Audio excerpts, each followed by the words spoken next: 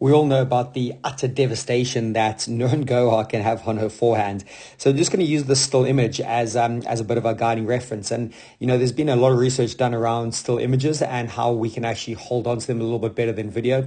Sounds pretty obvious, doesn't it, when I say it? But, you know, sometimes when we look at video and we're analyzing it, it's great and important. And I do a lot of it, obviously. But actually, the still images are proving that the memory and the mind can really latch onto these. So hence me doing a few of these. So look, I think the biggest thing that we notice with Nouran Gohar is how early and how severe she gets her racket up. And actually this picture, this is not her most severe swing I've seen. I've seen it much higher, much more aggressive. But that elbow is nice and high, wrist is nice and high, racket head is nice and hhigh.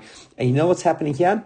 This is all super early. That's what she does so well. She walks around the court looking like her rackets, or like there's a bunch of helium balloons attached to the top of her racket. So you can almost imagine all of these strings coming out the top of her racket there with all these helium balloons that tend to be attached to it. So I think it's kind of a funny but silly analogy, but she gets it up super early, and that for me causes the big threat in what she does. And she just holds it there for so long. She doesn't really move it until she engages. I think in this photo, she's just started to come down a little bit. She's just started to drop. That elbow's dropped a little bit. That racket hand has dropped a little bit. But there's still this, you know, beautiful elbow position, which is really severe. And also that wrist looks really cocked as well. So if we just zoom into those two areas, I know it blurs when we zoom in, but there's that lovely position and there's an angle in the wrist. So those two things really mean that she can get that racket head up nice and early. There's a lot of engagement in that wrist. So if you're just looking at that wrist position, that's crazy good engagement.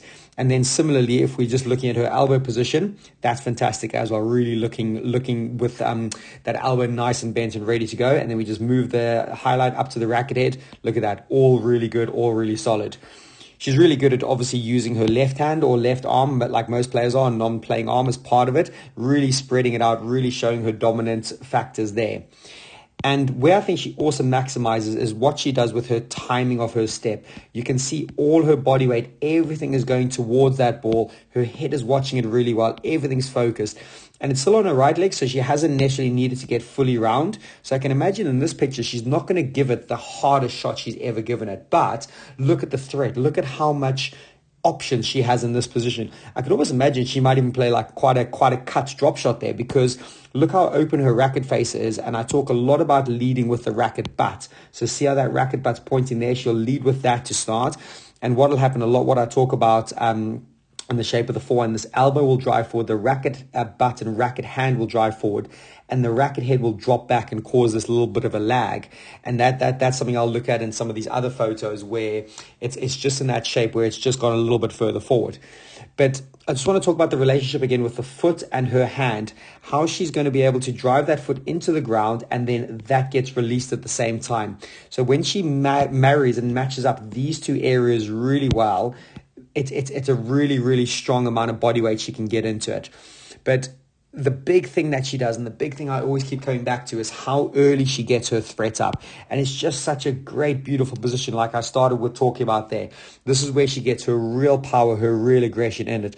Of course, she's really strong and really times it well. Those are big contributing factors. But I think it's that initial engagement of her racket head, her racket position, plus the body weight, plus the timing, plus the spacing, all the things that you would expect she does well as a professional.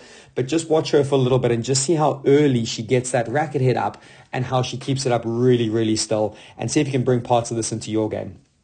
So as always, if you're liking these videos, thank you for staying this long. Thank you for understanding and trying to get better at your game. Please do subscribe. Please click that notification button. It helps massively with the channel. Really passionate about what I'm doing. I love what I do. And the more these can get out there, the more the channel's going to grow, the more I'm able to get to do for everyone.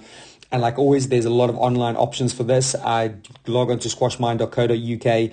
Really good online coaching starting to happen there now. If you want to book a couple of sessions, we can compare your swing to the pros, and we can cross-examine how that's going. But yeah, as always, thank you for the support. Please do share. Please do spread the word. Much love, and go get stuck into some of your good squash out there in the squash world.